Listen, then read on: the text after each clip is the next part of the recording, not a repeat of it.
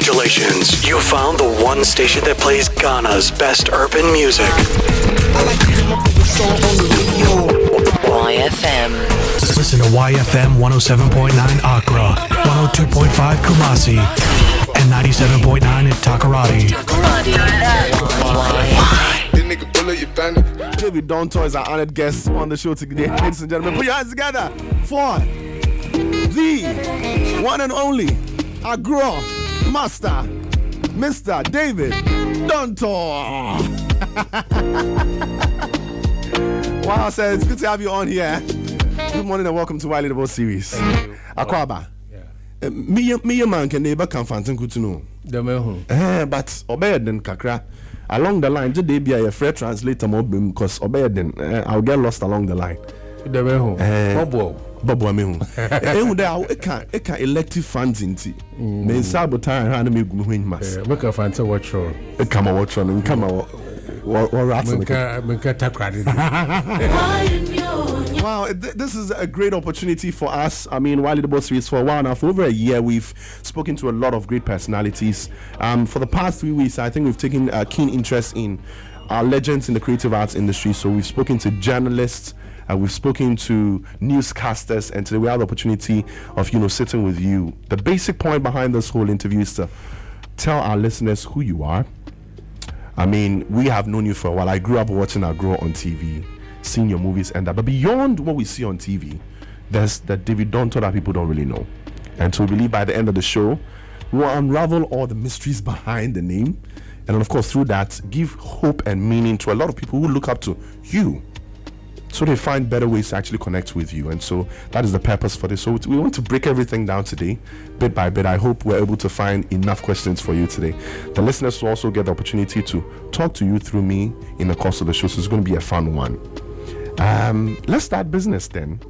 Since you're a movie person, if we're to do a movie on the life of Mr. David Dontoh, what's the first thing? Where we started? Where is he born? What setting was he born in? And how are things like? Okay, thank you. Born in Cape Coast some 60 plus years ago. I schooled in Cape Coast, Winneba, Nkrumah, and all those places. For my elementary education. Went up secondary school from 1 to upper 6, 1970 to 77. And then worked for about 8 years with my father, with my auntie, before I even went to school performing arts. I'd gone to do drama and theater studies. I'm married with 2 kids, but they are all not in Ghana. My wife and all the kids are out. Nice. Living outside. My children, Jojo and Rama, 2 of them. The boy is a computer software engineer. Nice. And the girl is a medical doctor. So I live all alone in my home. And it's good for me, not because they are not here, but it's good for me because it gives me the free time to write. Because it gives you your creative writer, space. so I write all kinds of things: poetry, plays, screenplays, novels, articles, anything writable. I write. At what point in time in your growing up did the love for getting into anything writable come in? It was actually when I left secondary school, and even before I left secondary school, when I was in school, as in secondary school, I was doing science, but I was so much in love with English language because 1975 I was the best English and geography student in Ghana. In Ghana? Yeah. Well, O-level. Wow. And so because I was reading a lot of books. My father had so many books in the house that I was reading. I was reading all the philosophers, all the literature books, all the whatever. So when I went to sixth form, I was actually teaching some of my friends who were even arts students English in general paper. And at that point, you were doing geography, I guess? No. That time, I did the geography at O-level. Okay. But when I came to sixth form, I wanted to go to do medicine, so I was doing chemistry, physics, biology, and added mathematics to it. So that is where the interest in writing came, because reading all the Shakespeare's, all the Plato, Socrates, Aristotle, and those people. It tickled my mind. It got to a point where, no, you can't always keep reading. You also write something that others will come and read. Yeah. And so that's when the reading, and the writing actually came in. Love came in. But it was consummated by the fact that when I started my training in acting, I actually did film and stage acting before I went to school performing arts. Wow. And the late George Andor Wilson's Academy and Ghana Films. So I had the interest in, it made me have the interest in theater. I realized that when you were going through my resume, you didn't mention anything about theater. That was actually the first part. Really? Yes. Because theater is actually the seed of all entertainment. Everything starts from theater. From theater. You have radio theater, you have theater on stage, you have television theater, and then theater on screen, as in film. So you realize that theater cuts across. Yes. So my first advice to the youth is that if you want to really be somebody in the entertainment industry, study theater. Very well. Because that's what will give you the leverage to use to find your levels and be able to do virtually everything. And theater is actually the largest industry. Film, for instance, employs as many as 207 soundmen, professionals. The actor is only one. There's only one. Wow. So you can imagine the size of the industry. It's bigger than any industry. In fact, it's the only industry that employs almost everybody. We employed accountants, doctors, security, lawyers, everything, caterers, carpenters, electricians, everybody. So it's an industry that has a lot of opportunities available for anyone who is really interested in pursuing a very strong career in that area.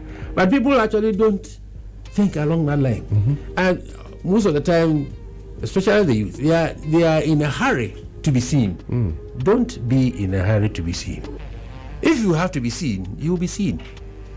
When the sun is coming up, you don't jump for it. The sun will shine and you will see that is the shine. The sun. So it will always be good for you to take your time, equip yourself, have the patience, equip yourself, learn the rudiments, the basics, because everything has its basic building blocks, and the entertainment industry's basic building blocks is theater. It's theater. I love how we've settled into the advice bit already.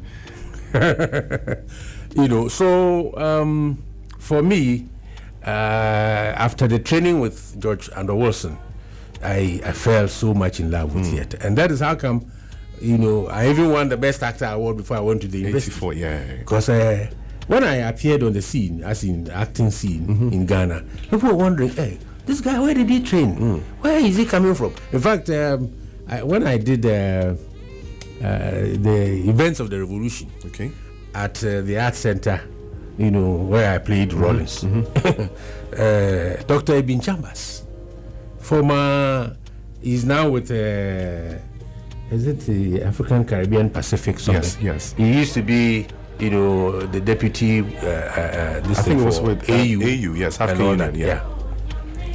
He said, "Did you train in America?" I said, "No." So where did you train? I said, "Oh, I've not even traveled outside Ghana before." Wow. And he said, "Really?" I said, "Yes, I just trained under George Andor Wilson." But you see, that kind of training he gave me was the what do you call it? The syllabus. Yes, it was a standard. Of London Guildhall School of Drama. That's where he went. Kwame Nkrumah took him there on scholarship. So their syllabus is what he used to train all of us who were with the school. And because from school I already was in love with the English language, I was so much at home, learning poems, learning plays. You maneuvered through it easily. Yes. And also because I was a scientist, a science student, committing lines to memory was so easy and simple for me, because when you're a science student, the periodic table, the this, that, you have to commit It just comes off. formulas and things into your head to be able to use. So learning, lines and things like that, well, that's easy and simple. So let me, with all due respect, let me put you on the spot. Do you remember the lines from your Rollins play? You playing as Rollins? Do you remember? Not that much, but I remember the lines in Mambo, the play that I won the best actor for 1984. Will you bless us with that? Oh yeah, let me just give you some gist of it. And that was a play written by Professor J.C. DeGraft, an adaptation of Macbeth. Daylight or darkness, morning or night, nothing seems like itself to me anymore. How swiftly the mind loses its bearing once lured off its familiar courses by unnatural desires. And yet, what's more natural than that I should inherit Rimpon should he die today? Tomorrow? Is it not a time-honored custom among our people that a nephew shall inherit his uncle, his own mother's brother? He said that age was telling on him, and yet who knows? He may yet live another score of years, easily seeing how well preserved he is, and what then? Kwache returns home in September. And where would I be then? I desirable, as my uncle says, to guide him to more money and all the things that money can buy. Mambo the donkey. Forever the beast or burden who brings home the $1 billion dividends for Brimpong and his son. Oh, what an unjust world. Yes, sir. Thank you so much. That felt so real, you know. And so if I understand you well, you equipped yourself so well that when you were seen, that's it. It made sense. Yeah, a lot of sense. When you were seeing the questions that came up attracted the right answers. People were asking, where did he train? Exactly. It was all positive remarks because you had equipped yourself behind the scenes. And then when you were seen finally, things made sense. Exactly. But help me understand. I mean, you got into theater and did so much for the field, the sector here in Ghana and beyond. But while you were growing up, how was the theater scene like? Did we have people huge like you? Was it all beautiful like we saw growing up, seeing you on screen? Oh yes. At the time I entered the theater scene, we had just a few theater groups in Ghana. Ghana Theater Club, which was the first theater, private theater group that I actually, joined. I Ghana Theater Club, joined Talents Theater Company, and there was where I actually honed my skill in acting, because I did Black Star, The Struggling Black Race, Mambo, Jugolo, Shaka the Zulu, The Trial of Kwame Nkrumah, and these are epic plays, huge, and I was playing lead in most of these plays, such that I had acquired the skill of method acting. So anytime I needed to impersonate a character,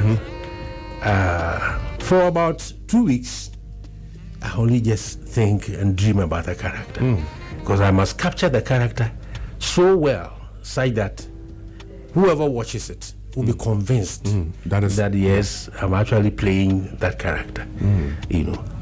To a point where when I first played the Trial of Kwame Nkrumah, I dreamt and saw him.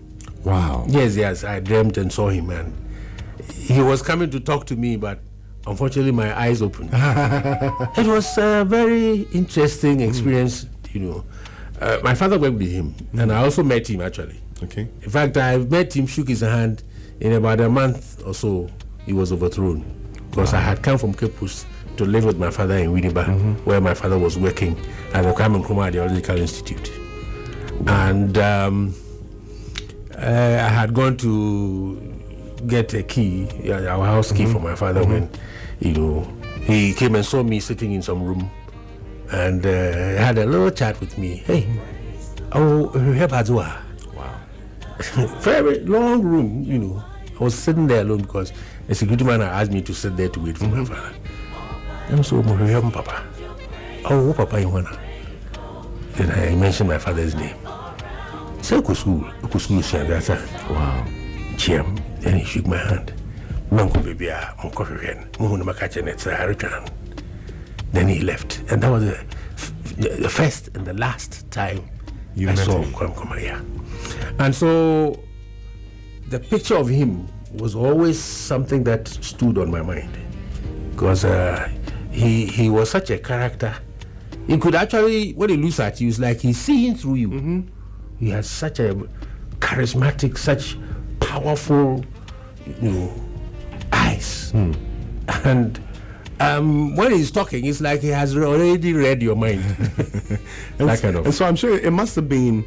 No, I don't want to use the word easy, but it was such a great experience playing him at some point. Oh yes, yes. So you put together all the memories Exactly. you had of him. Because my father worked with him. My father was also quite fond of him, and he was a registered member of the CPP.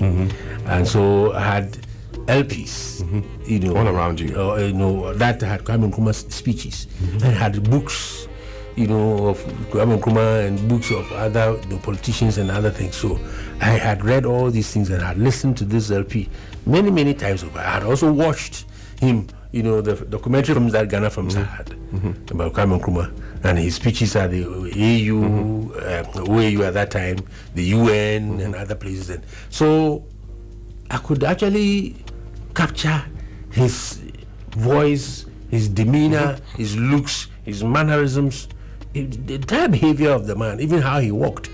Wow. I captured all of that. And when I was going to play him, the whole idea was just sinking in when I was reading the script and reading the script and reading the script.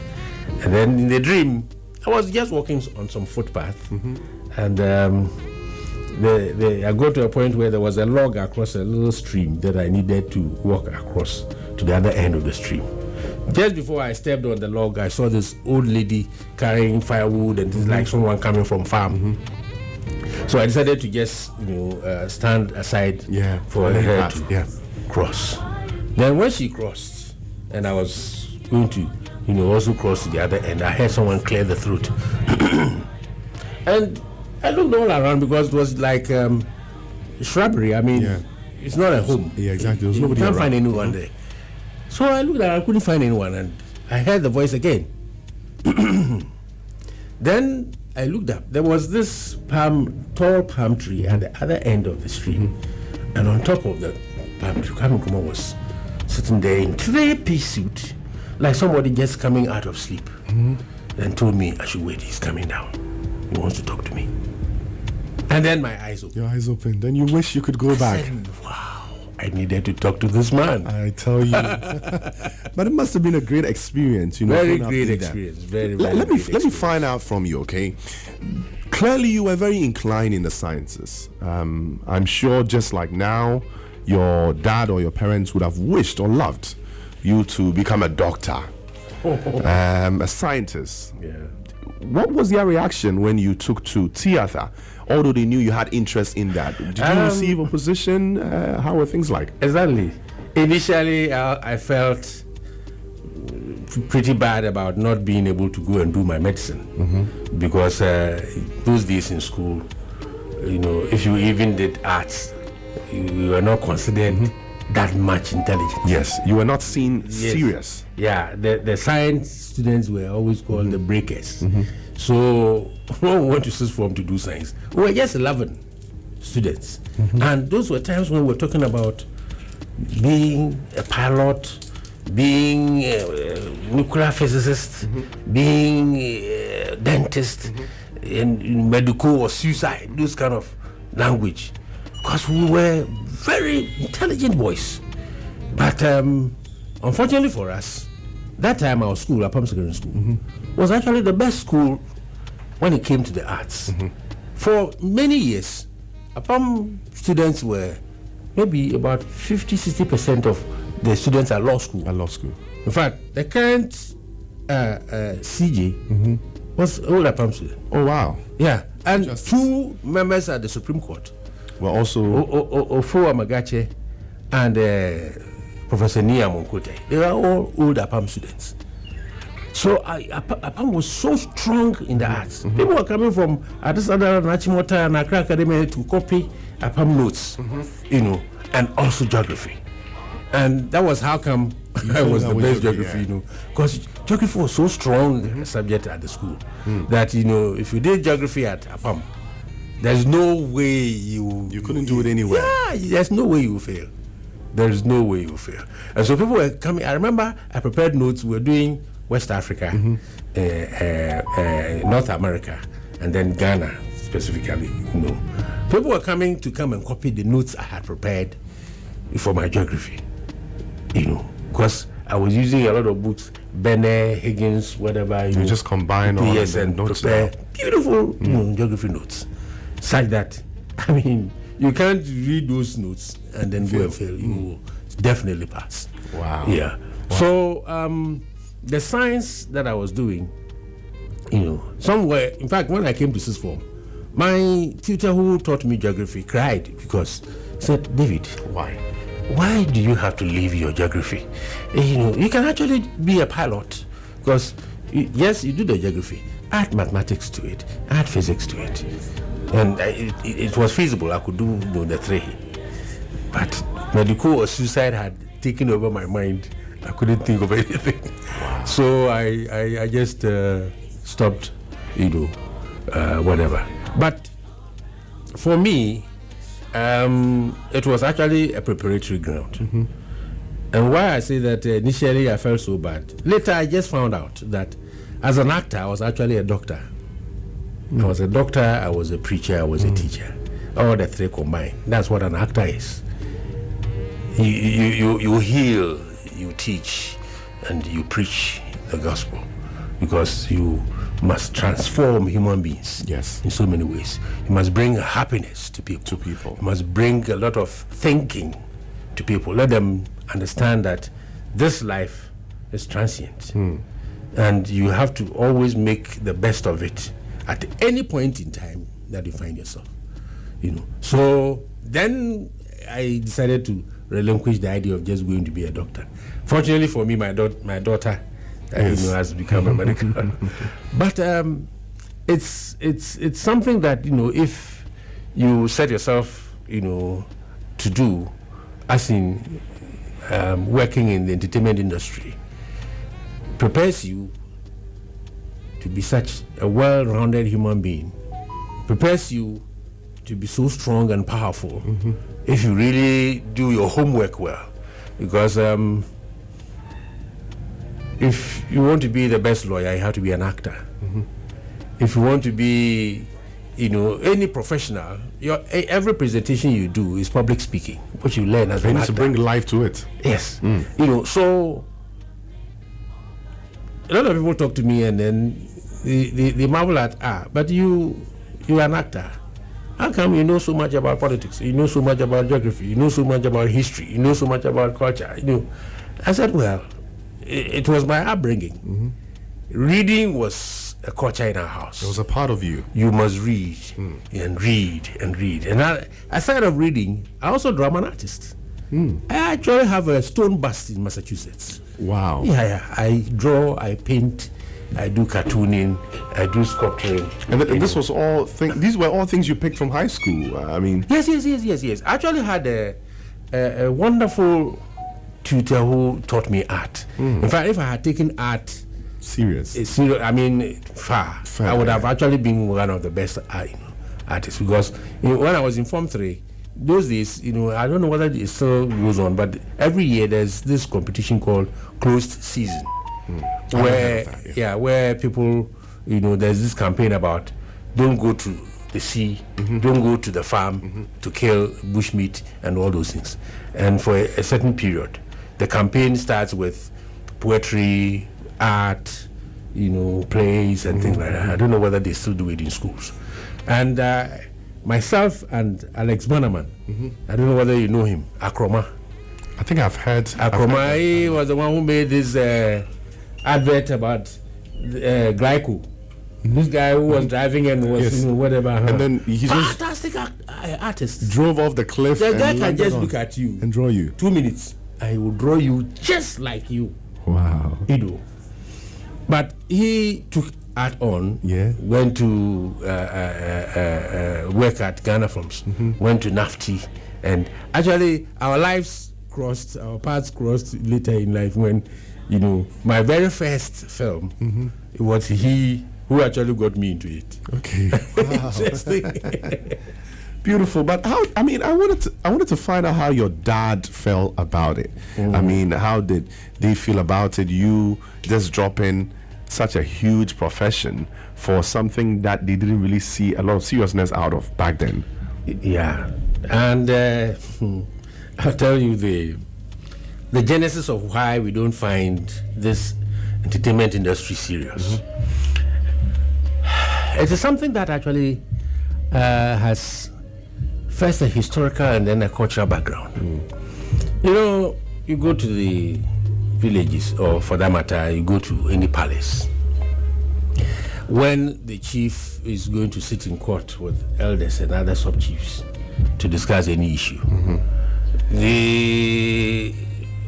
all the people who are coming to sit in that meeting, they come to sit to wait for, the chief. And the numbers must be complete before the chief comes. Whilst they are coming and getting seated and doing all what they need to do, a saying is the, what do you call him? The gong beater. Mobile gong. Yeah, and he lives in the palace, more or less. He's also the one who, so to speak, moderates any deba situation, any gathering. Tio, Asuntodi, Nanakasao, that kind of come here. And that guy, he knows all the history of the palace. He knows all the chiefs in the palace. He's so wise a human being, and because he lives in the palace, anytime there is event in the palace, he serves the drinks. And when he serves the drinks, he's always downing the little tot at the end of at the bottom of the. So that's how come he's always drunk. Yeah, he's always tipsy. Yes. And so he's a very jovial, humorous character who's also so wise. Is a character that knows everything, but you won't take him serious because you think he's tipsy. Yes. So when the chiefs are waiting the sub-chiefs and the people are waiting for the chief to come, he will engage their attention by telling them stories, singing, dancing, talking to them about whatever and everything. They enjoy it all right, but they don't take him serious because I said I said Najisa in the sense of not taking anyone serious and things like that. But he knows so much. He knows everything. Even the Jackson who consults him. Because he might have been there in the palace before the Jackson was appointed. And things like that. So this character, anytime he comes out of the palace to be the gongo to talk to the public, everybody says, they don't take him serious. And that mentality was carried into the entertainment industry. In the sense that, we didn't start our entertainment indoor. Every entertainment was outdoor. It was outdoor, yes. And people only enjoy whatever you do by expressing their appreciation by coming to put money on your forehead. That is the gate fee. They put money on your forehead. But they will always, even though this guy will, couch the message that he's supposed to communicate to the public through the gong beating, in a very nice way, very beautiful way. When they feel it, they say, "Hey, so they never, respected that character, and that thing shifted onto concert party. So they never took the concert party actors serious. We are your concert. But they were the people who were talking sense. Yes. And that culture traveled along all the way from when people started going to the Oxfords and the Cambridge and all those places to do law and political science and all those things. They will come and then they will see the concert party actors. But you see, there's a difference between knowledge and intelligence. You know, a lot of people think that when you are knowledgeable, you are intelligent. It's never true. It's never true. It's never true. That is why the Ochiame in the palace in the village, what he knows, the professor at the university who is into history and culture doesn't know, because he has acquired all that by oral tradition over so many years of knowledge, of wisdom, on morals, on ethics, on so many things about society, to a point where you wake him up. It's become a part of It's him. a part of him. He doesn't look in any book to make any reference, because his mind is a library, you know. And such people, you know, are very intelligent, as well as being knowledgeable, you know. But we don't take them to be, you know. And many of the Concert Party actors are actually like that. He grew up in the village. He knows the language, all the proverbs you can think of, all the figurative language that you can think of. They know all of that. But because he didn't go to classroom or he didn't study that far, and so cannot read well or write well the English language, you know, we always play down their intelligence. We think that they are not, but they are very intelligent. Wow. You know, and these people, they always have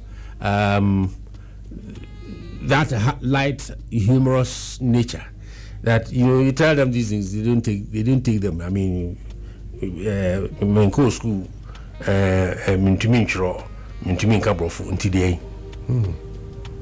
you know, they have that kind of mentality. And because of that, when people started, like I was saying, going to the Oxfords and Cambridge and all to those study, things, yeah, they were not part of it. And they came to look down on them. And because of that, they were the bourgeois, the intelligentsia. They were the people who the society respected, because they were wearing, like on our CD, the three-piece suits. The three-piece suits, the ties and the lights. That's it. So, and we were calling those who were not wearing the three-piece suit Fretamini. You know, if you had the opportunity to watch Kwame Sechi's Blinkards, you know, that's the first play ever written in Ghana and produced at Cape Coast Castle, 1915. You know that expression, Fretamini. That is, it's the people who Fretamini is considered the illiterate, the person who has not stepped in classroom, does not know how to read or write. You call that person Fretamini. You know, and so parents were proud to see their children become doctors, lawyers, engineers, whatever, and never actors. Yes. But Kwame Nkrumah, interestingly, he was also an actor. Kwame Nkrumah acted, you know, when he taught at Roman Catholic Middle School in Elmina before he came to Achimota. He was the tutor in charge of those days. They do what we call nativity plays and cantata and those things. And he was the tutor in charge, and he was acting with the kids. Kwame Nkrumah could sing and act, you know, and things like that. And that is how come, even when he went to the US for the first time, he actually, his first degree was bachelor's in theology, before he actually came to do political science and all the rest of them. So when he became president, then he decided that no, acting is very important. Is a very, you know, necessary element in nation building. A key part, a huge part in nation building. So he took George Wilson, Sophia Loco, Cobana London, and all those people to go and train at Guildhall School of Drama in London, Kowansan to go and train in set design in California, Hollywood, Kofurienchi, Daze, and all those people to go to do film directing in India, in Poland, in Russia. Wow. You know, he was the one who took Concert Party to Russia. Next level, yes. To Russia, to Algeria. I mean, now it's unthinkable. But he said, the fact that he cannot understand a language does not mean he can, if I act, he won't see and make any sense of it. Yes. Exactly. Wow. So he trained a lot of people, and he formed a Huru dance band to promote the highlight music of Ghana and things like. He was an artist, you know, and so himself. He saw the, you know, set up the Brigade Concert Party to, you know, lead his political campaigning. If he's going to do a campaign in Koforidua, then he will send the Brigade Concert Party 2 weeks ahead with the elements of what is going to impress upon them to. And they act it out. And they act it out. So by the time he gets to Koforia, They understand what he's they about to know where he's coming from. You see, and that was very strong, and that is how come when the Gold Coast Film Unit, which was there then, he came and transformed it into Ghana Film Industry Corporation, because the Gold Coast Film Unit was only doing documentary films and newsreel, and that was what the colonial government was doing. After the Second World War, they wanted to, rationalize and normalize the system, and so they were using these documentaries and newsreel, around their colonies, so that people will come back to see them as, benefactors, and things like that. So, Nkrumah decided that no, documentaries and newsreel, they are good, but let's add feature films to it, because that will tell our stories, in very nice way and things. So he set up the Ghana Film Industry Corporation, and that's how come he took all those people out there to go and train. Them. He said design in this, in that, and come back to lift the industry up. Wow. Beautiful efforts. I mean, these are things you wouldn't really hear about our past leaders. It's sad. It's sad. It's sad that they actually have not come to realize that the entertainment industry is actually what we call the buffer. It is the mortar that holds the bricks together. But for Concert Party, Ghana will not be one country now. Because at the time when we were now fighting to get independence, it was Concert Party that was traveling around the country, going to every nook and cranny of this country to perform. Yeah, and spreading the word. That's it. So they go up north to perform there, and then when they perform there, because they are using Fanti and Twi, the Akan language, the Northerners were learning the Akan. The Voltarians were learning that. All the other ethnicities were being introduced to the Akan language, and so there were so many expressions. So many. That's why people will tell you that the Northerner is a better speaker of Twi, like Kwade. Kwade is from Namibia. Yes. And listen to the Twi of Kwade. Super language, and it is because over there it became a fashion. And those days, if you are coming down south, they say we are going to Ghana. If you are coming from the north and upper east, upper west, then you are coming down south. They say you're called Ghana. And if you are coming to Ghana, apart from the English that you speak, you must be able to speak Twi. So it helped the country to really hold itself together because of the language, to a point where if you say you are a Ghanaian and you know Ghana, okay, to obey Yusuf. That's where that thing came from. We'll get there. Beautiful. 44 after 10, guys. YLeaderboardseries. Interesting stories right here. I must say this one is a very special one because you're painting pictures. That's right. With the words you're saying. I wasn't born around these times you're talking about, but then I'm just sitting back now, imagining how things were, how beautiful these things were. Along the line, I was told you picked up sports as well. You went into boxing somehow. Tell us about that. Did you lose any fights first and foremost? Yeah. Oh yes. First of all, before I get into the boxing, when I started acting, my father didn't know I was acting because I worked with him a bit and then came to live with my auntie who was working with USAID in Dansoman. Those days, Dansoman ended at Sahara. Okay. So, and I had started this training with Ghana Films under George Wilson. I've forgotten what it was, but I did an advert for some company and it showed on television. My father saw it. I was wondering whether it was you, me, or someone else. So the weekend I was in Dansoman, came to Dansoman and asked, were you the one who was acting, in that advert? And I couldn't lie because he had seen you already. Yeah. I said, oh yeah, it was me. You act? I said, yes. Huh? How long? Mzuko school a bear concert ane. Medicine on any. Mamu bill the read mazi. Wow. Strong warning. I wasn't expecting that. Oh yes.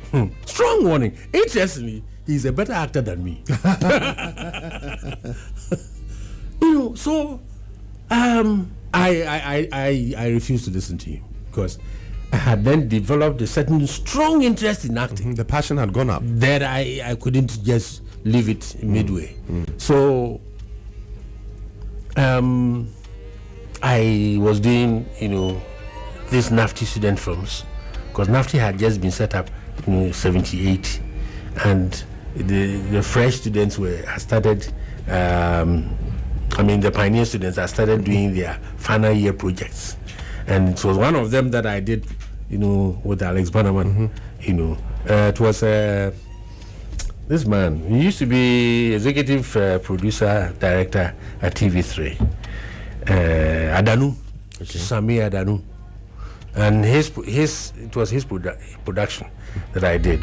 In the morning, I was living in Nansuman. My auntie and her husband had gone to Atebubu. They were doing, this community development project called Apple in Atebubu, and so they would leave their house. There was what do you call it? A renovation and expansion going on in the house. Okay. So I was staying in the house to overseeing the artisans, the masons, the electricians, plumbers, whatever, and also the building materials that were kept there. I was the one who was,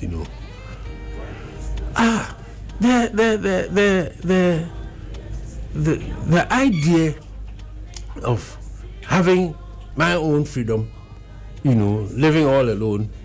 And that time Nansuma, we were the only people in Nansuma who had video deck. And video deck, 2 people will have to carry the video deck. It was that huge? Yeah, that huge. My auntie's husband brought it from US, and he brought with it cassette. Those days it was VHS cassette. The VHS cassettes. So many films. So at times I would sleep at 3 a.m., 4 a.m. just watching films, and that's where the interest, kept growing in me. I had in the morning gone to buy newspapers at the Dancing Club, 250 roundabout, and then I saw Alex Bannerman. Then Alex called me and said, David, what do I do? Do you live here? I said, oh yeah, I live just up the road. He said, we have a problem. I said, what problem? And I'm talking about 1980. We have a problem. I said, what problem? He said, one of our students is doing his final year project, and the lead actor was supposed to, they are doing a scene there in Dansuma, was supposed to come. The guy has not showed up. Those days, mobile phone was not there for you to call to find out. And they had given them, I think, 5 days to finish the production. So they were running behind time. So they were, yes. And I said, but you at school, you were part of the drama club. You were, and you're also very good at the English, whatever. Why don't you kindly step in and act for this guy for me? Because the guy will collapse if he's not able to do the scenes that he has to do that day. So I said, okay, let me go and wash down, come, and then.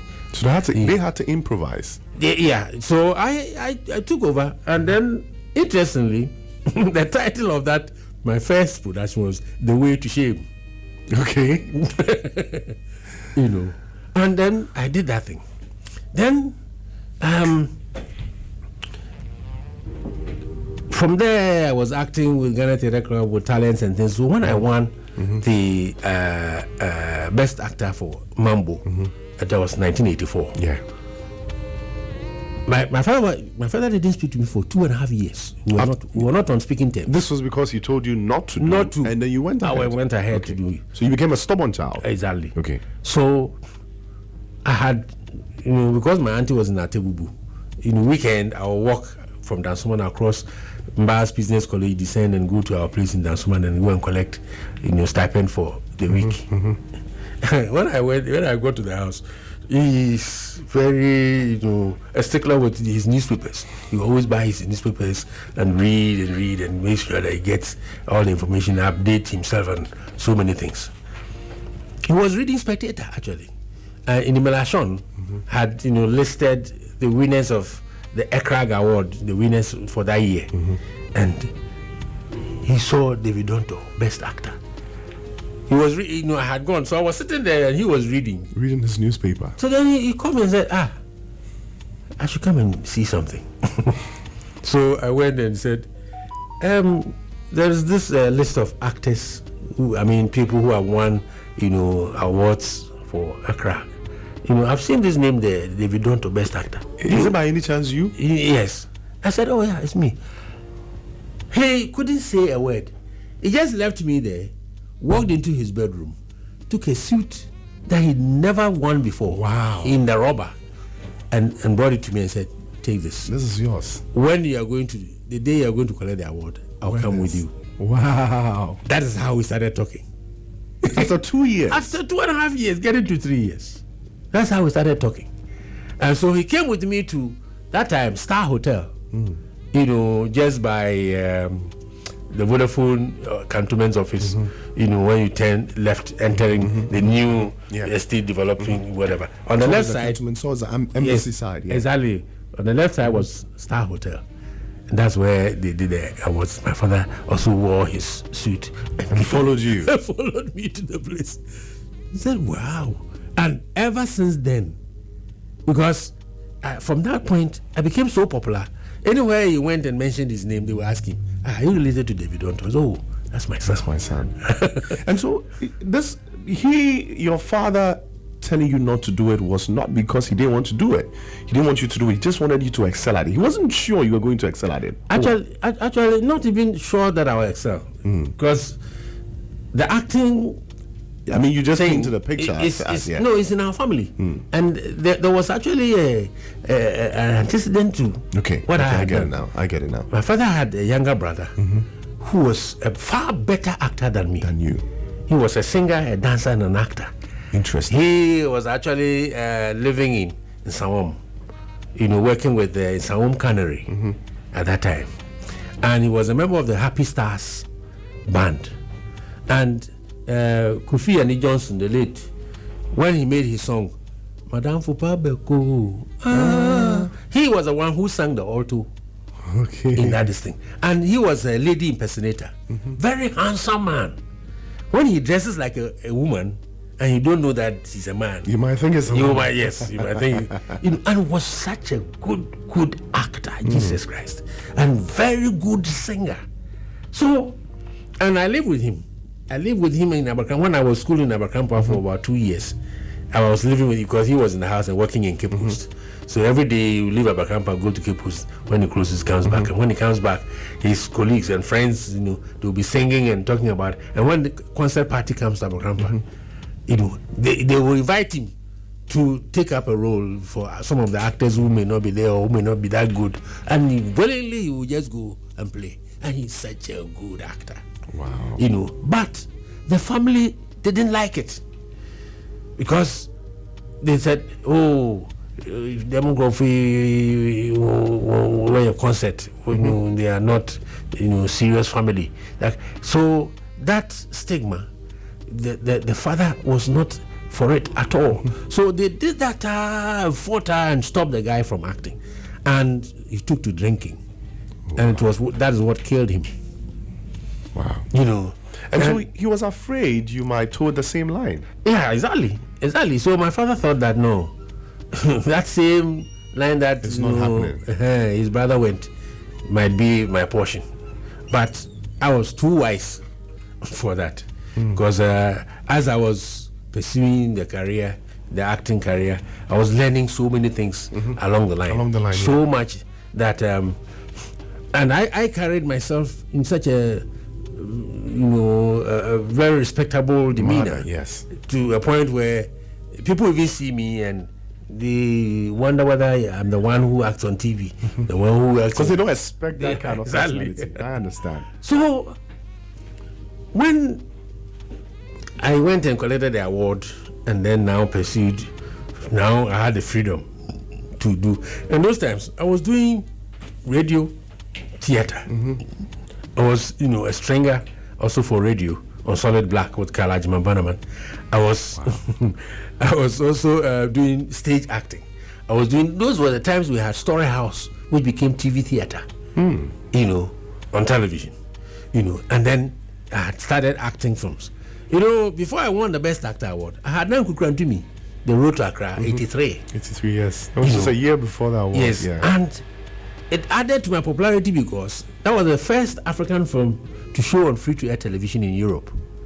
Wow. The Germans who came to shoot that from here with Kwasa, with King Ampao, they fell so much in love with me, and how I got into that football was so funny. That time, I was training under George Wilson and Ghana Films, and George Acton Tete, who was then working, at Ghana Films, was also training with us. Okay. And because they did the auditioning at the Ghana Film Studios, where TV3, produces Ghana's Most Beautiful and all those programs. He came At the Sawe. Yeah, at the Sawe. Acton Tete just came and they had done the audition, I think the first 2 days or so. And the third day was actually supposed to be the last day. Acton Tete came to me and said, David, but you are so good with this thing. They are doing auditioning for a film. Are you not interested? Won't you? That time they had done the casting and all those things, So I went. I decided to go. And when I got there, Ingrid Metna, I remember her name so well. She was like the continuity and art director or something of the production. As soon as she saw me, she said, that must be the character.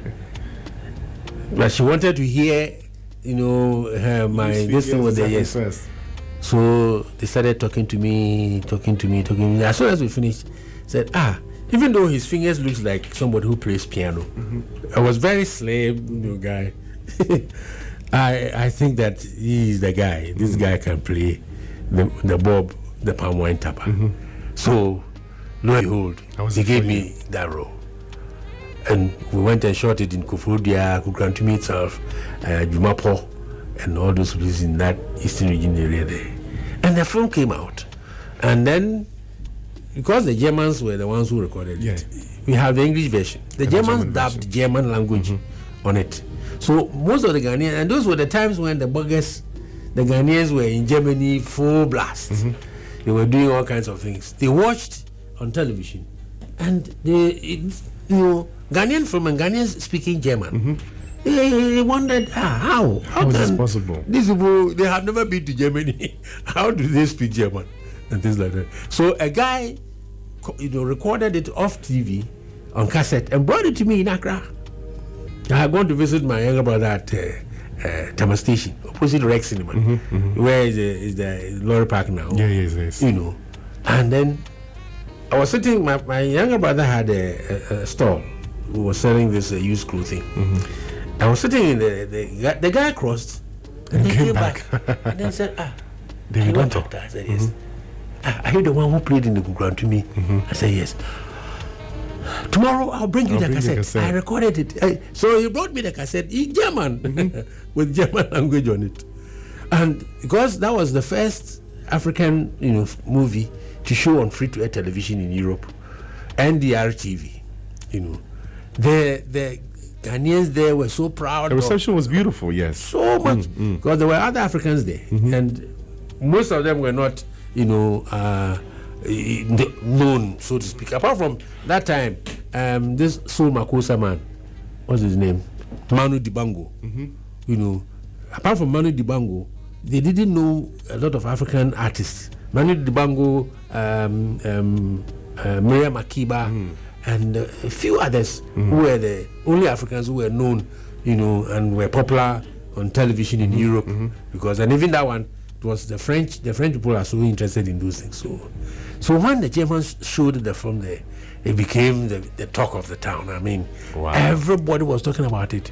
And then I now decided that no, that is the icing on the cake. I have to now go full throttle, do the acting to the highest point I could think of.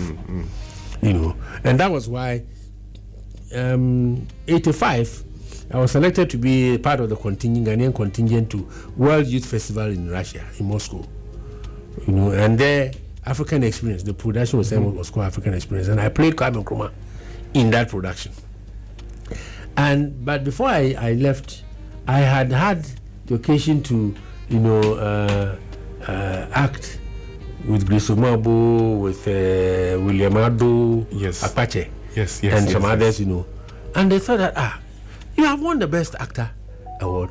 why don't you come to performing arts to come and do, theater, drama and theater studies, so that you get the certificate to back you up. So that was where the invitation came from. That's right. So I said, okay.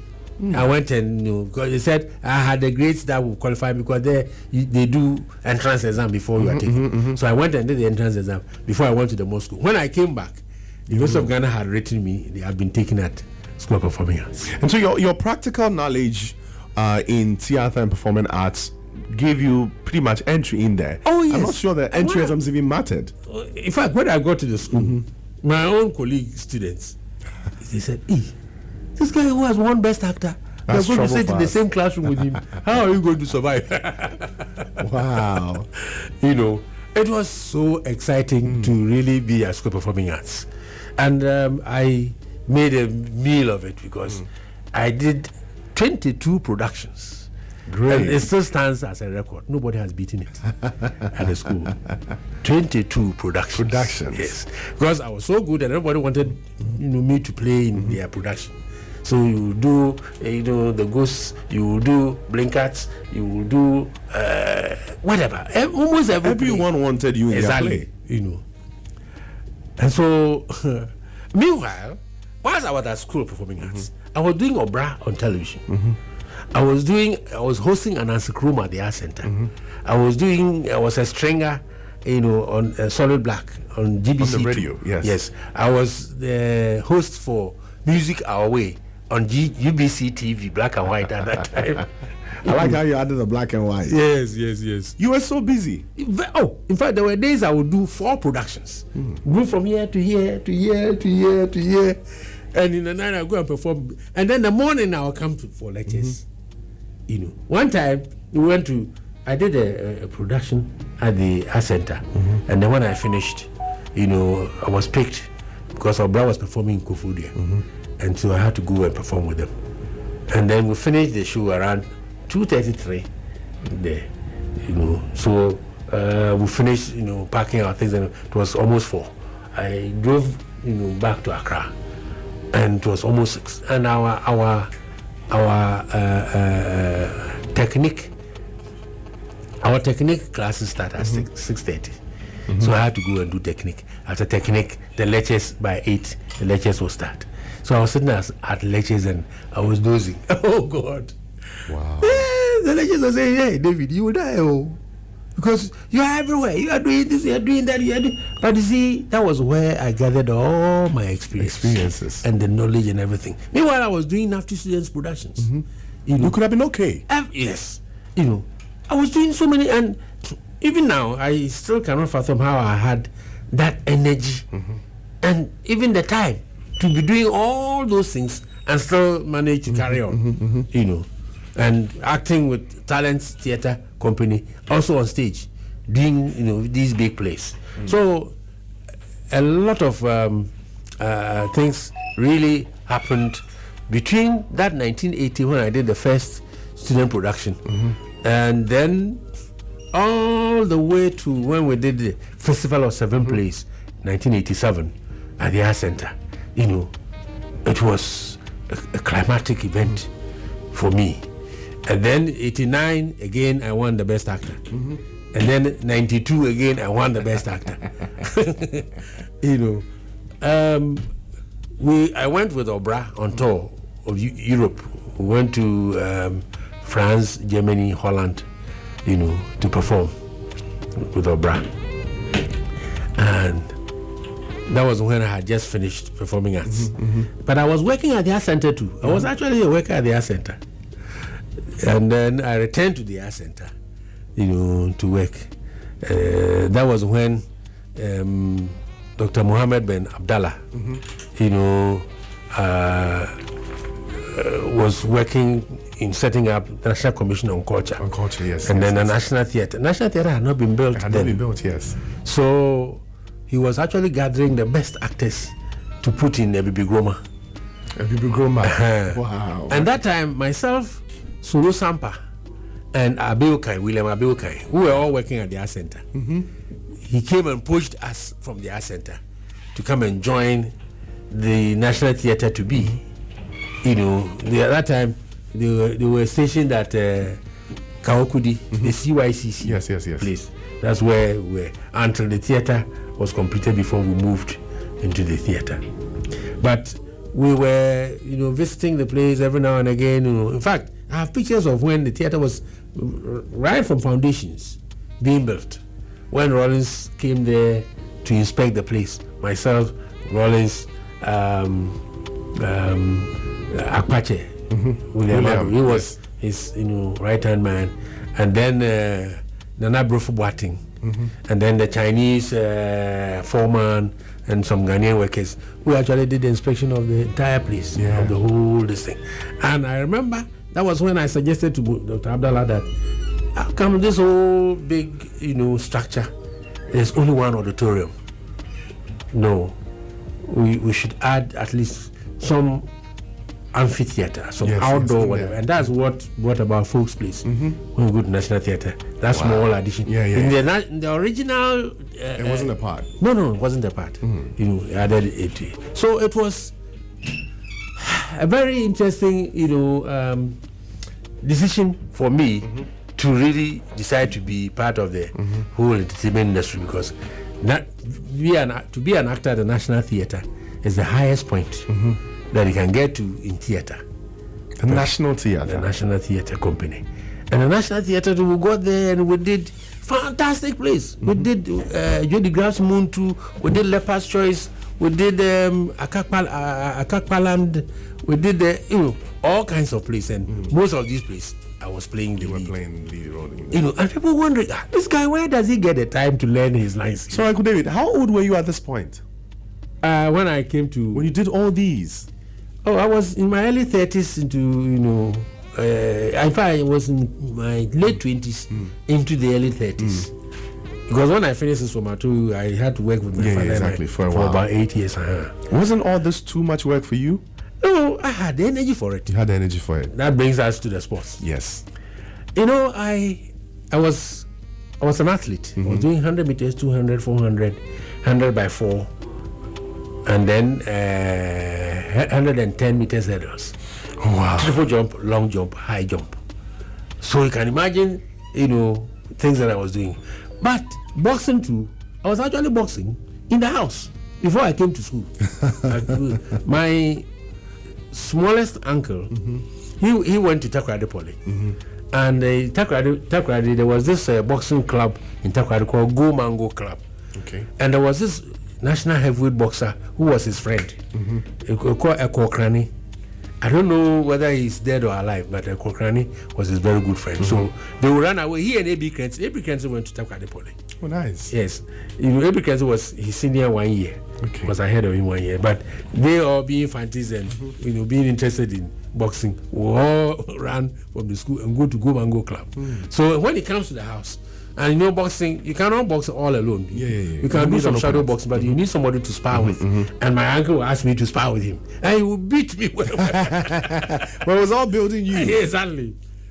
So when I went to secondary school, interestingly, there used to be a national middleweight boxing champion called Joe Oke. It was a Nigerian who had naturalized here and was boxing here and was the national middleweight champion. And he was a student at Apam Secondary School. And the year he left was the year I also entered Apam Secondary School. And he had a boxing ring and gloves and everything. So when I got to the school and I discovered that I took the ring and the boxing gloves and everything, because I've been boxing in the house. So what are you talking about?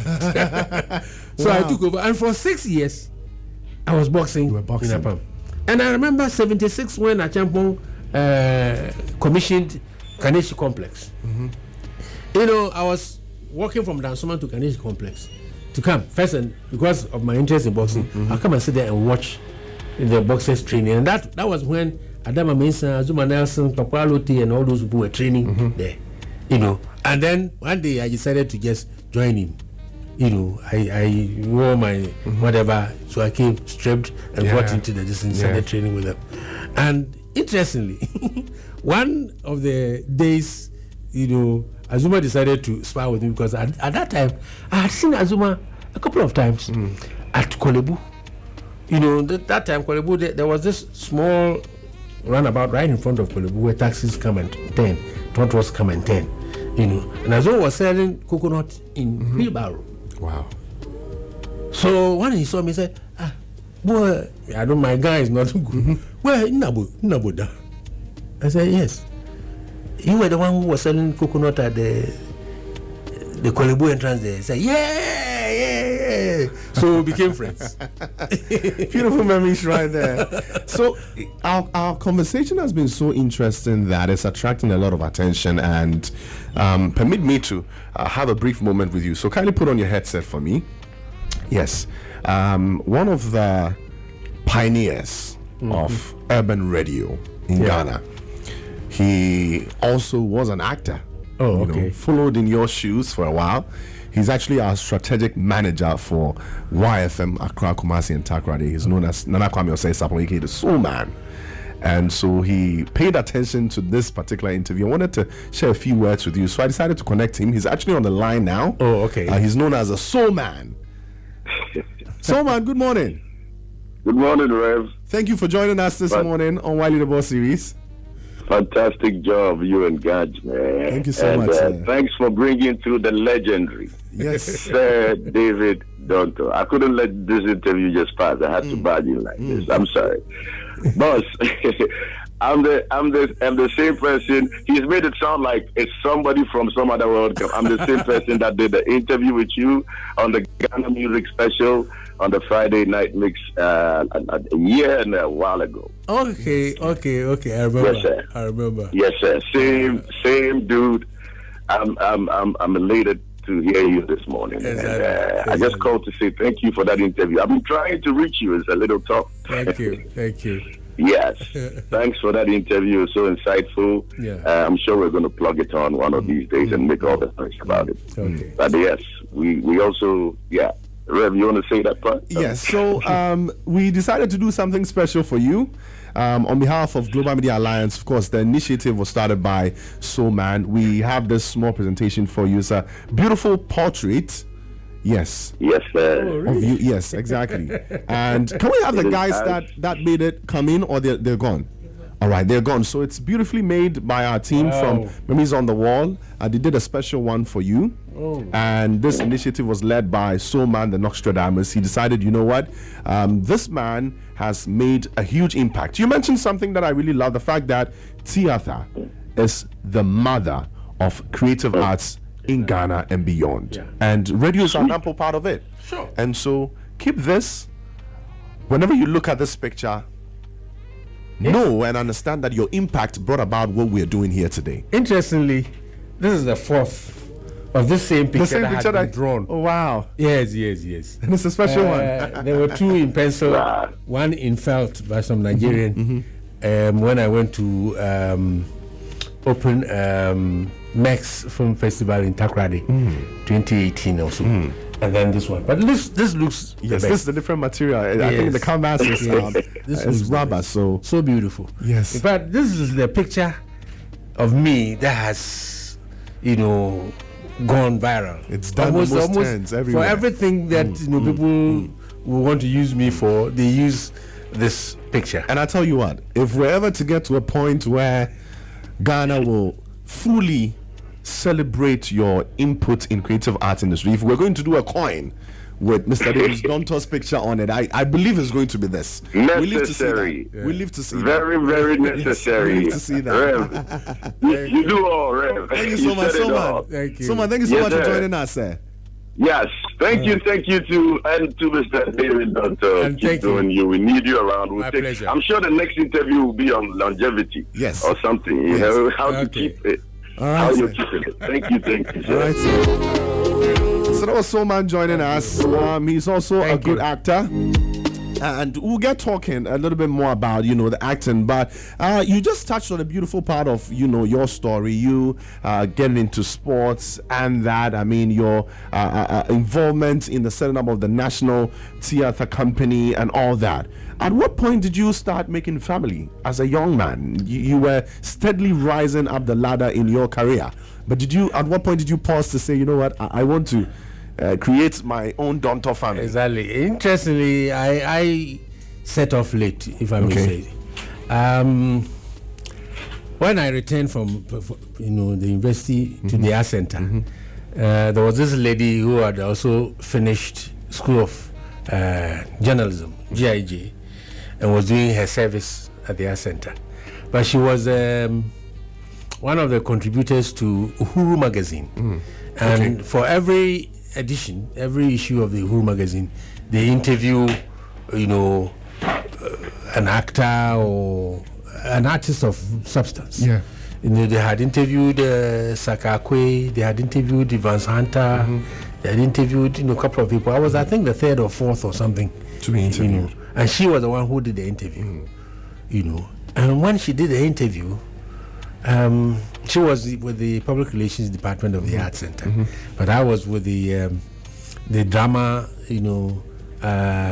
office. Let me say, and I was also the host. I was hosting an Nkrumah at the art center. And Nkrumah at that time was the most popular show On TV? No, it was not on television. It was on TV yet, yeah. It was weekend, Saturday afternoon, variety entertainment. Okay, so and it it was a live show. attracted a lot of tourists because because it's variety. There was music, there was poetry, there was drumming and dancing, there were acrobatics, and all those things. In fact, Jimmy Cliff appeared on. Oh, really? Yes. When Jimmy Cliff came to Ghana '87 to perform, he came on my show. I have a picture with him. Wow. Rita Marley, when Rita Marley came to Ghana, wow. she came on the show. She came to the art center. Judy Boucher was also on there. Came on, Great and a people. lot of people were actually, coming on an Nkrumah to just watch, because tourists who came to the art center to buy artifacts and things would just drift in.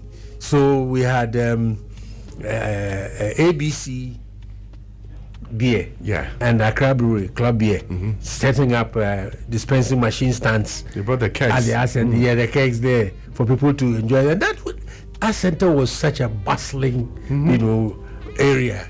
We came to Accra weekend, Saturday afternoon. The pride of the weekend. Oh yes, and I would dash before the program starts. I would dash to GBC to do stringing about artists who are appearing on my show. So like go there and then promote it and quickly dash back. Wow. And a lot of people were so interested in, and that was when we had about 30 culture drumming and dancing groups only in Accra.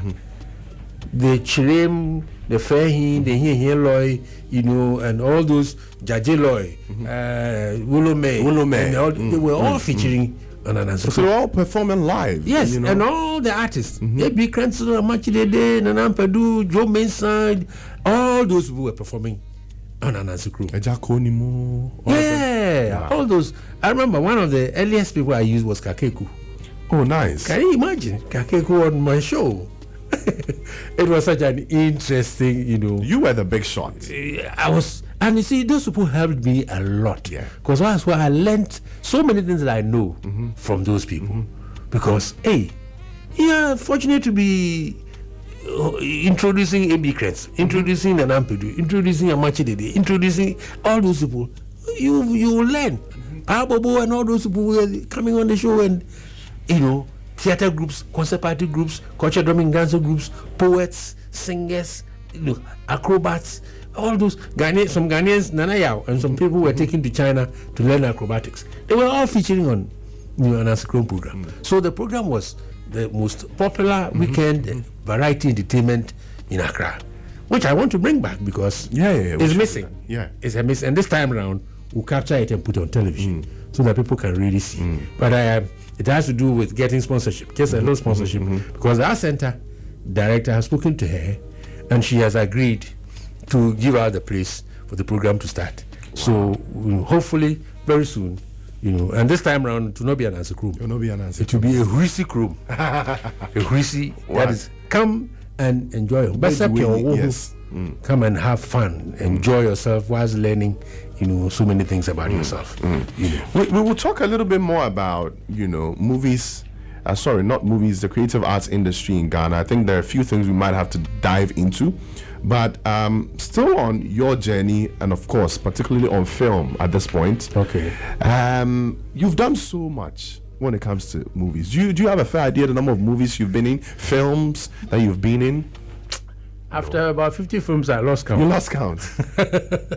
Because the productions were coming left, right, center, and there are some that I don't even remember their titles and all of that. But it's a very interesting area, in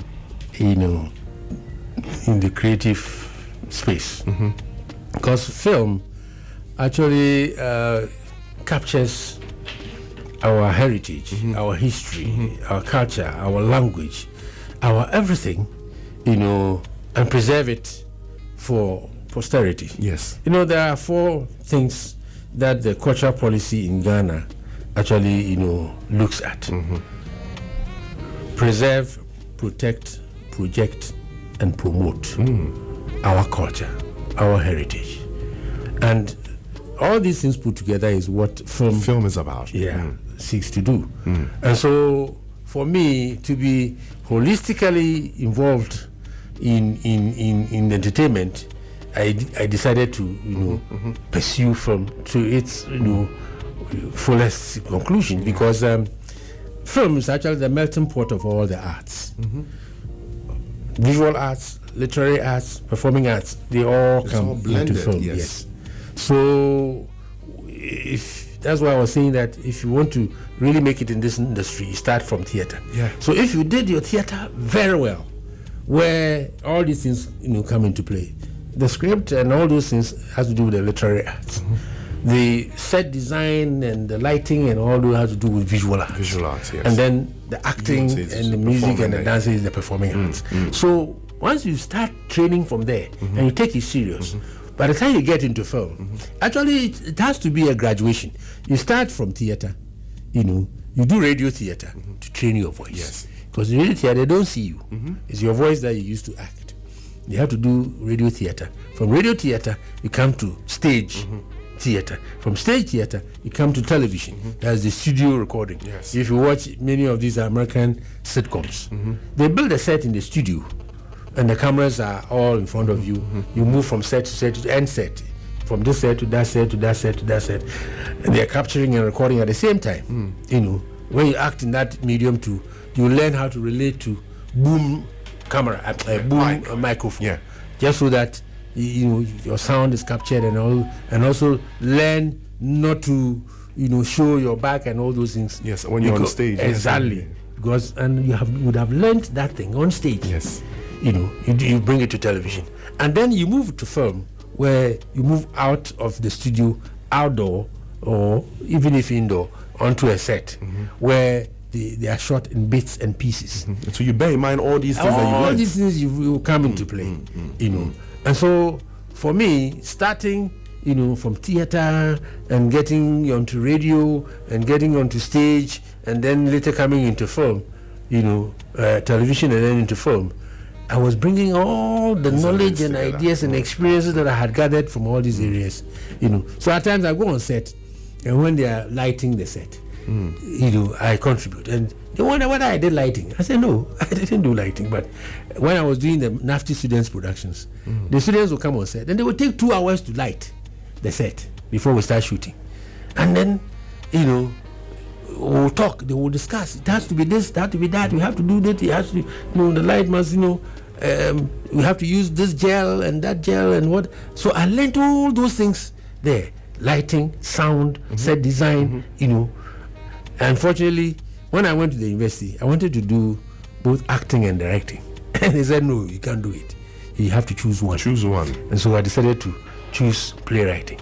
Because even in the Bible is there, in the beginning was the word. So you have to start, everything starts from the script. You have to learn and know how to write scripts. Because once the script is ready, you can get the actors, you can get the director, you can get the producer, you can get all the technicians and everybody who work, in the production, to do a production. And so I chose to do playwriting. But when I came out of the university and I was with Talents, 91, I decided to form my own theater group. Because my head was bustling with so many ideas, and I needed to have a group so that I can do a lot of experimentation. So I was directing plays from Nigeria, from Ghana, from America, from all those with the group members. And then I started writing my own plays. Also, I've written about 15 plays. Wow. In fact, some are screenplays, some are stage plays, and also radio theater. Radio theater as well.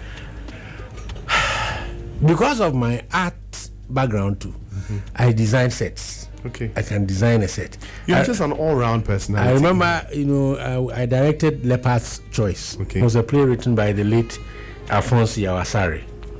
And because of the title of the play, Leopard's Choice, I designed the set so that when you move away and you stand right there at the back of the auditorium and look at the set, it's like a leopard lying down. Leopard lying down, wow. And people were wondering, how did I get this idea? So instead of the normal painting that we have on the flats, yes, I did a painting in gold and had the spots. So you did it just like a leopard. Close to 3D. Yes. Yeah, close to the 3D. So people came and they saw the set. They said, who designed this set? They had never seen a set of that sort. Wow. And for me, art is holistic. It's like you can't take something out and do it well. Yes, you have your métier, your strong point. Like I write and act, but you must also know all the other aspects that go into the production, like the set design, the lighting, the sound, because as an actor, you are influenced by all these things. But the other advantage I had over other actors was that I did science. So I was employing my physics and my chemistry. All that in the acting. You were pretty much just you were involving the scientific method. Exactly. So I'll be acting on stage, but I'm aware of where the light is. I'm aware of where I can be heard. You know the angles. Yes, and all of that. So I get on stage and I start acting, and people were wondering, this guy, where did he study all these things from? Wow.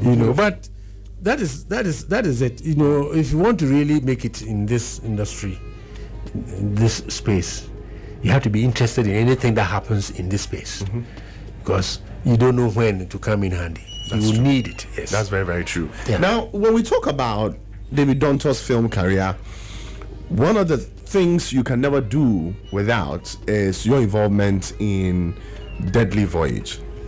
I've had questions pour through today. I was trying to ignore them, but I can't. It looks like I cannot. How did your involvement in that come about? How were you casted on there? I have a few other questions related to that, but let's just face this first. How did it even happen? That's right. At what points did it happen? That's right. We did Deadly Voyage 85 November into March 86. I say 85. 95 November into March 96. But before the Deadly Voyage, I was doing films with Ghana Films. Yeah. So the Ghana film directors, Mr. Nesta Bekwe, Mr. Tom Ribeiro, Mr. Sean Katai, Nick Tay, Mr. Is it Dazi or whatever, Kofi Urenchi, and I had done productions with all these people. And so when the HBO people came down with Danny Glover, he was the producer, to do the production. They first called me, because I was kind of the lead actor for Ghana Films in all their productions. So they called me, and Mr. Nesta Bekwe was saying that, David, there's a huge opportunity for you people. We want you to select about 6, 7 actors who you can actually, believe they will fly the ones you can rely on. Yes. So give me a list. So I mentioned Wakefield Akwaku, Oscar Provençal, Renate,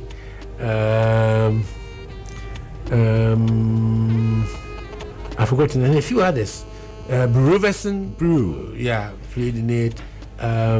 Augustus Kumsen played in it. And then we had Omanza Shaw, this Liberian, fair colored Liberian, he was the first to be killed in the story.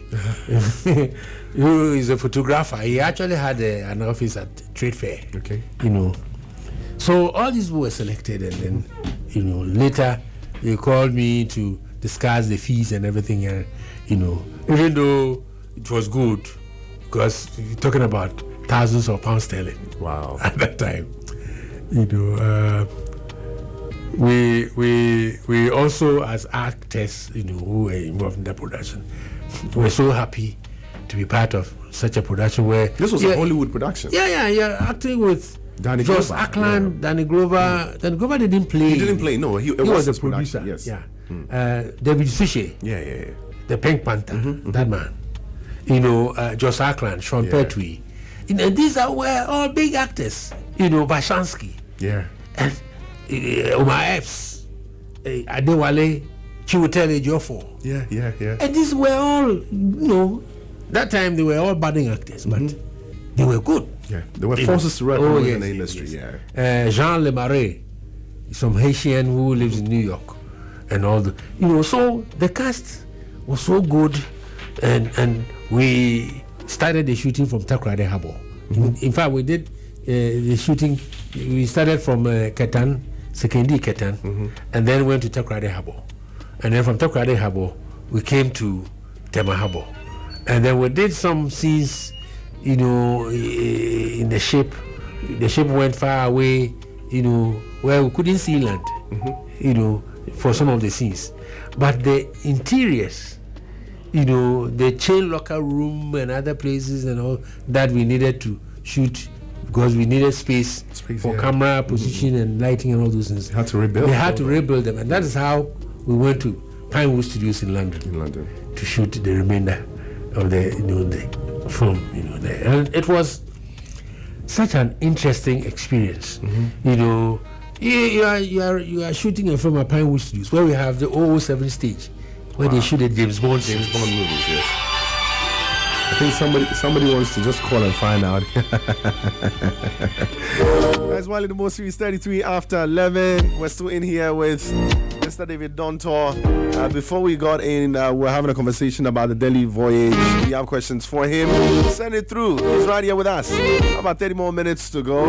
It's a wonderful one. Chance going out to Mr. Brownberry. We're putting together that nice presentation for Uncle David. Of course, a good one going out to MTN Ghana, Bank, and Choco Mobile Casapreco, proud sponsors on the YLeaderboard series. And so you got the opportunity of seeing the set that James Bond was using. Yeah. When I went to the 007 stage, and that was where, for the first time, I saw what's his name, Bruce Willis and the Rambo. Wow. You mentioned the fact that it was a lot of money around that time. And that the pride that came from you even being a part of this production was immense. Describe the kind of opportunities that came your way after this movie came out. Okay, first I bought my first car. Hey, through that. The artist fees that I got from Delhi. Then the idea I had about the few thousands of pounds selling, I think it was too small. It was more than that. It was not bad, except that it could have been bigger. It could have been bigger, yeah. Actually, those times, those who linked us up and discussed our fees with the producers, felt that if they paid us so much, when they leave, it would be difficult using us, because we would have tasted big money. That's true. That's true.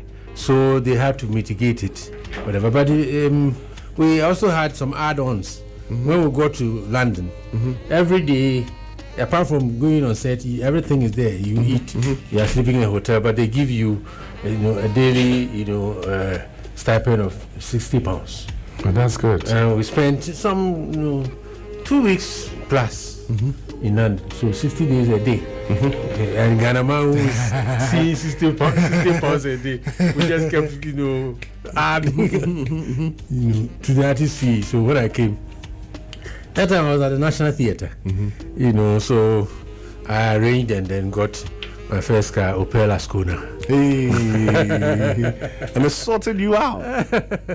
So, and apart from the Ascona, that one I asked for, that one no, just a personal whatever. But it also helped us as actors, up, our portfolio and experience. Yes, everything. Our profiles were now of that level. Hey, he's really act with Hollywood actors, so if you are using them, be careful and get them the best of scripts so they can get the best out of them and all of that. So we had a very good, trajectory projection after that production, because from that point onwards, we were invited to African Film Awards in South Africa, in Johannesburg.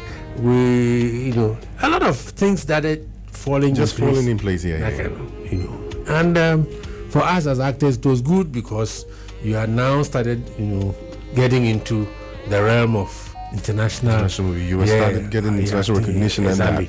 And it was good. It was quite good for us. After your involvement in Deadly Voyage, did you personally see yourself bringing new standards to the kind of productions that you had done after that?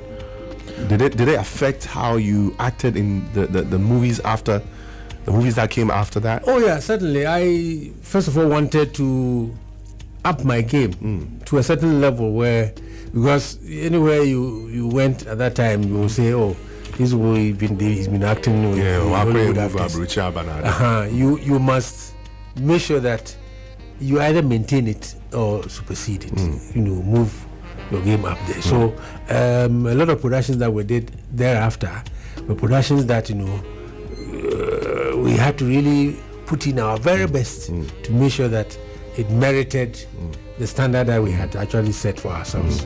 And so productions after that, unfortunately, 2005 or 2006, we did No Time to Die with King Empire. And that was the first time I won Best Actor Award outside Ghana, in Spain. What do you call it? Pan-African Film Festival in Andalusia, Spain. In fact, my director, who I couldn't go to that festival, but my director went. And after the festival was when they gave out the awards. When they mentioned the best actor, David Dontoh, he couldn't believe it. So they mentioned the name twice. He was still sitting there. But he went to represent you. Yeah, of course. I mean, no, it was his film. His film, so he was representing himself. Himself, yes. But then when the best actor category was mentioned, he couldn't believe. He couldn't, yes. Wow. Then, so the third time, then somebody said, but that is your No Time to Die film. So he got up and went and collected the awards. I'm sure you didn't even go yourself. I didn't. Why? Because you didn't believe? that time I was, in the heat of Agro and Ghana Music Awards. You were busy. I was so busy. Okay. And the way it happened, we also needed, ticket and all those things, and I couldn't get, ticket or whatever, to fly in and out of that place and all that. So my director decided, okay, then let me just go. And then so I was, doing something. I forgot in the evening in Accra, and then I received a call. And I looked at the number. It looked, this is a strange number. It was calling from Spain. And then I picked it and said, David, clean here. I said, no, there's somebody else. He said, we need Best Actor Award. Wow. He himself was so thrilled that his film has actually won that accolade at such a big film festival. Competing with a lot of actors from the rest of the world. Worldwide. So he said, okay, when I'm coming to Ghana, I'll bring your plaque. The plaque, whatever they gave me, was a beautiful carving, that they made for the award. And the prize money was 2,500 euros. Hey. I said, wow. Extra cash. Wow. And actually that one to help me to buy my second car. Hey. Uncle David was so much into the castle. I like that. Now, let's talk on or talk about something extra serious, with regards to Deadly Voyage. The story itself. There was a movie about illegal migration. Exactly. Yes. Stowing away. Yeah. Clandestine traveling. How do you feel when you sit back now and see or think about the fact that years after this movie was made, people are still stowing away? How do you feel? It's sad. It's sad that, you know, we have not been able to, so to speak, convince people about the dangers involved in stowing away or migrating, you know, under illegal conditions. And it was actually partly also because, even though Deadly Voyage has shown on TV several times, you know, so many TV stations have shown several times, but it was not a film that, you know, well, after the premiere here at a conference center, it never went around the cinema theaters, you know, as in showing to the public, because they had a contract with Kinsley Fusu, the guy who came out to tell the story that was used to make the film. That when they finished the production and they premiered, I think after 5 years or so, he will have the exclusive rights to distribute the film in Ghana and I think West Africa or something. So that is how come they didn't show it. They didn't exhibit the film in the cinema theaters in town. And that was actually one thing that contributed to not really getting people to get the import of the film, because it was a very important, you know, educational material, you know, for all those who were doing stowing away. So it was later that, you know, people started stealing, so to speak, from the internet. You know, they will go to the net and then they will download, and then some of the TV stations were showing it illegally. But I mean, you know, like the music radio stations also do, playing foreign music without, you know, whatever. So the story of Deadly Voyage did not actually create the impact for which the film was made in Ghana, the way you know, expected it. And because it was also so good a film and with Hollywood actors, people watch the film and they don't watch the film for the message in there. They watch the film for the beauty of the it, qualities of it. Yes, that kind of. But it still, you know, popularized the idea of, you know, the dangers involved in stowing away. Because these were people who were traveling, and 7 of them, 6 died. Only one survived to come and tell the story. So, you know, if you have a mind of stowing away, then you have to look at this and then tell yourself, hey, it involves death, I have to be careful. But still, people go. And people go because they compare the two environments. If I'm lucky to survive and land there, you know, chances are that I will get a better life, you know, than being here. That kind of. That is what really pushes a lot of people into stowing away or using other illegal means of traveling, migrating, you know, out of, you know, those who cross the desert and die in the desert, and all those who drown in the Mediterranean, and all that. They know the dangers, but they still keep going. And it's all because of the exigencies of life here, where they live. They think that they can, you know, get a better opportunity, life out there. And that's anyways, still on how you feel about certain things. I'm sure you've heard this so many times. People say Ghana has no movie industry. People say Ghana's movie industry is quote unquote dying. You have put in so much in this industry. You've done so much. We've seen a lot of great things happen. During my time, I mean, I can make mention of Beast of No Nation and the rest, productions you were a part of. I've seen great productions done here in Ghana. Why do you think people say this, and how do you feel when you hear this? Is there any iota of truth in there? Are we declining? I would say yes and no. Yes and no. Okay. Let's start with a no. Yeah.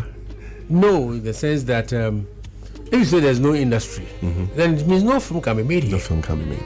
But we do make films. Yes. We're fortunate to also have come across the video technology, because if we're still using celluloid, so many films will not be able to make those films here. But we're able to make films because video is cheaper and easier managing and all of that. And that is why we now have so many, film production houses, and people are producing, video films.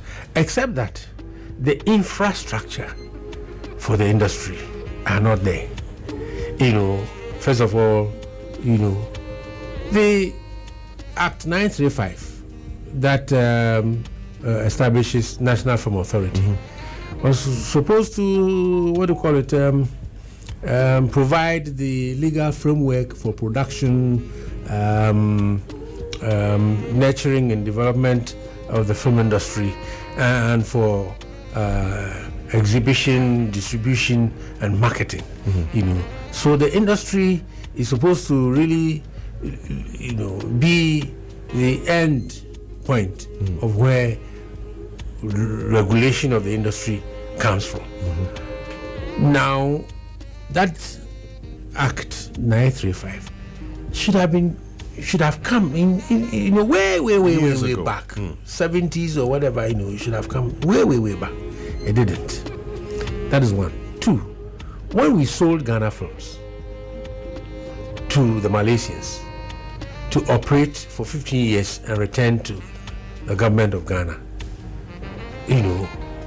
they operated it, and because it was the Ghana Film premises, they actually pushed the film department to a small corner. And then, because they were more interested in television, they set up TV3. Fine, there's nothing wrong with, tying a television station to, a film industry outfit. But when the 15 years ended, that the whole Ghana film industry and its property and its buildings and its archives and everything should have returned to the government of Ghana, it never did. Until today, we don't know why that happened. It hasn't been and that's what actually scuttled the idea of developing the film industry, because look at the studio. It's the best documentary film studio in Africa, where they do Ghana's most beautiful and all the talented kids and things. It's the best equipped documentary film studio in the whole of Africa. When we shot the Dying of the Sun, you haven't seen that film? No, sir. Beautiful film, but it's not shown in Ghana before. We shot it with ITV UK, and some of the scenes were shot in the studio. Right here at Addis Ababa. Right, yes. And you'll be surprised how that was the last day of the shoot, and there was a scene that should have been shot, around midday. They couldn't, because there were too many scenes to handle and all that, and they needed to finish that day to return to UK the next day. And so they needed to create that set in the studio and light it like midday. They did. They did, and if you watch the film, you would never know that film was shot in the night, but it was shot in the studio. And that's the purpose of studio. That is the essence of what we call film village. You see, America, the studio system came to America because of the concept of film village. Film village is actually supposed to be the setting, the place where you can shoot a film, where you have a church, you have a school, you have a market, you have a hospital, you have this, whatever. You have different settings, but in all the same place. But they also realize that it is difficult to be able to capture all these different settings in one particular area. And so the studio system came about being.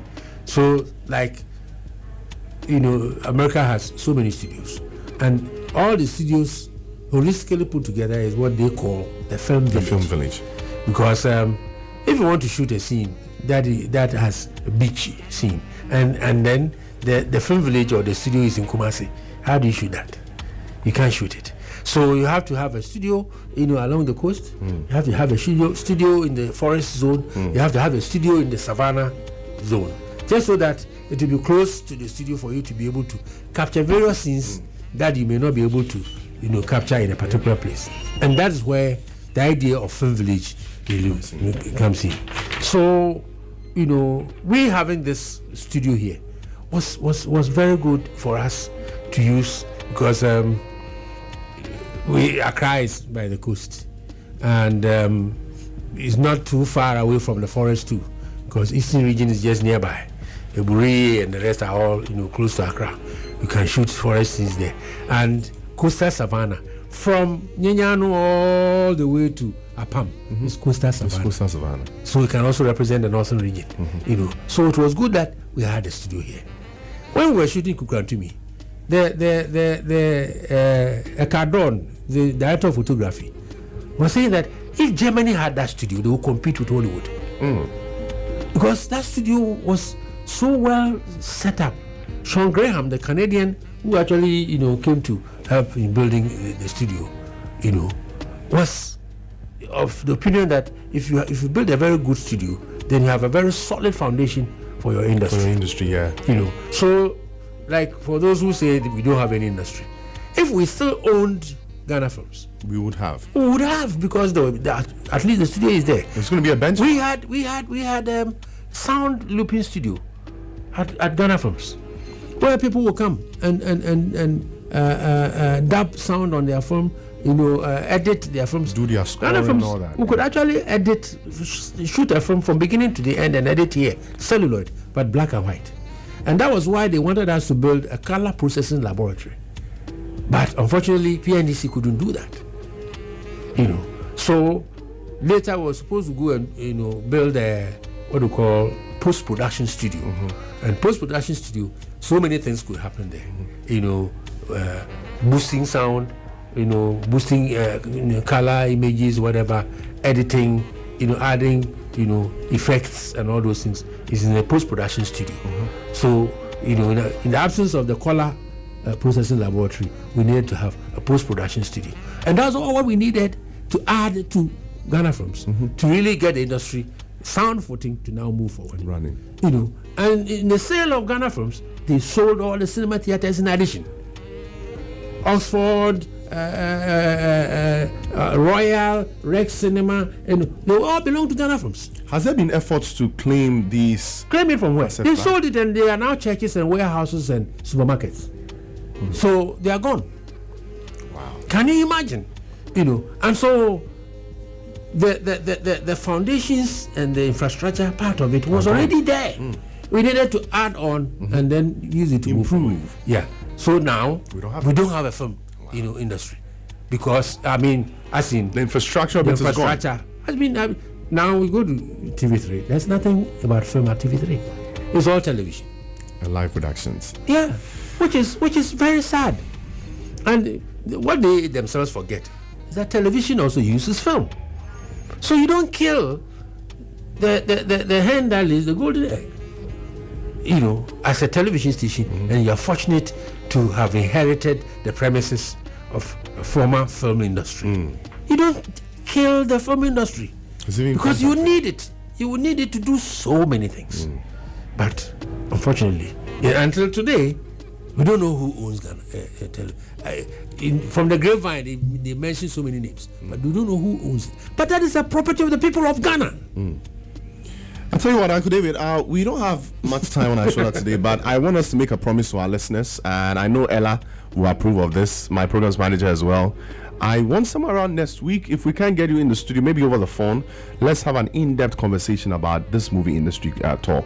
I think it's a conversation that needs a whole, section for it. We'll definitely do that. Ella will select a day that is possible, so we actually continue the conversation on this. I'm very interested in this because it's been a conversation for a while. And young people everywhere it's an industry that has a lot of potential. Very, very true. For Ghana, and especially for our tourism. It is film that sells tourism.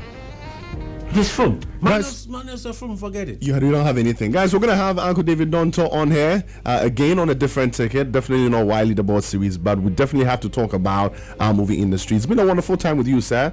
A few more questions would have come up if we had time. But we really appreciate the time you spent with us today. Just before you go, a few words to our young guys and young girls listening. Ghana youth, everyone locked in, people trying to find their feet in whatever field that they want to work in, especially movie and then the creative arts industry. What of advice to them? So, like I was saying, start your training from the theater. And don't be lazy. There's a Japanese proverb I don't know whether it was the Japanese version, the Japanese language itself was correct. Bonum sokuborai. I'm not a Japanese and I don't know the Japanese language. But the translation is work is opportunity for joy. Don't see work as something that stresses you, that worries you. Work is that, not punishment. Yes, no. Don't see it as punishment. Enjoy. Because it's an opportunity for you to enjoy. Because that is the only time you can learn and experience. Is when you're working. Have an experience to lead your life the way you would want. And that is what I will tell the youth coming. That please enjoy every work in this area. And that's the only opportunity you have to learn. And please don't be lazy. And be patient to prepare yourself and learn well. So that the rest will come. You see, seek ye first the kingdom of God, and all other things shall be added unto you. What say that I grow as we try to change young Nkrumah na questions you crowd hard there. Yeah, run out the young quick one. It's a contestant near be naming a gun. Turn your microphone. Turn your microphone quick. Don't run. Quick. Don't run. And see, guys, we're having a quick one. We're just going to do a quick one. Ganj, talk to the mic. Let me see this. Hello. Exactly. So we're good. Okay. So, but all the, of course, because it's on this program, all the questions here are in English. So, okay, they are all English. What is the English name for the fruit that we call here yoi?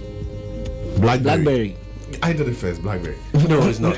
It's not. It's not. It's African velvet tamarind. It's not blackberry. Yes. Savalugu is a town in which region? Northern region. Northern region. That is correct. Who is the second lady of Ghana? Samira Bawumia. Her Excellency Samira Bawumia. Okay. In which year was the new Ghana city introduced? 2006. 2007. I actually did that bet for Ghana. Who brought cocoa to Ghana?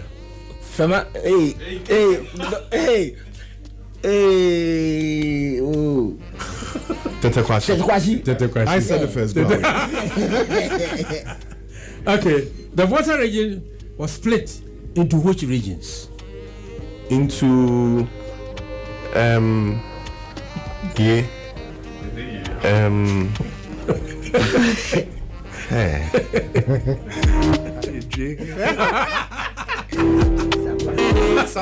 Savannah. No. Lower Volta and Upper Volta. No. Half. Upper Volta is the current Burkina Faso. Yeah, Burkina Faso used to be called Upper Volta. Upper Volta, okay. No idea. It's Volta region and Oti region. Oh. Okay. What is the capital of the Bunu East region? Sunyani. No. Brekum. No. Navro. Hey. Ganj, you don't know. Don't do like you know that thing. Don't do. Last one and then we'll go. Sunyani. No, I said Sunyani is wrong. Why are we doing this to ourselves already? It's Techiman. Techiman. Last one. Okay. Who is the Minister of Gender, Children and Social Protection? Gender. Otiko Jaba. No. Oh, Otiko is no longer in government. Gender and no idea. Honorable Sarah Ajwa-Safo. Oh, our own Ajwa-Safo. That's right. I know as my member of parliament actually. So thank you so much for spending time with us. I would like to invite some of you, if you have the time, to come to the launching of a new band. All right. You know that I manage and also be a host on the day. All right, definitely. So we'll share it to the team, and then some of our listeners can also pick it up. But have a wonderful day, sir. Thank you. All right. Congratulations. You found the one station that plays Ghana's best urban music. YFM. Listen to YFM 107.9 Accra, 102.5 Kumasi, and 97.9 at Takoradi.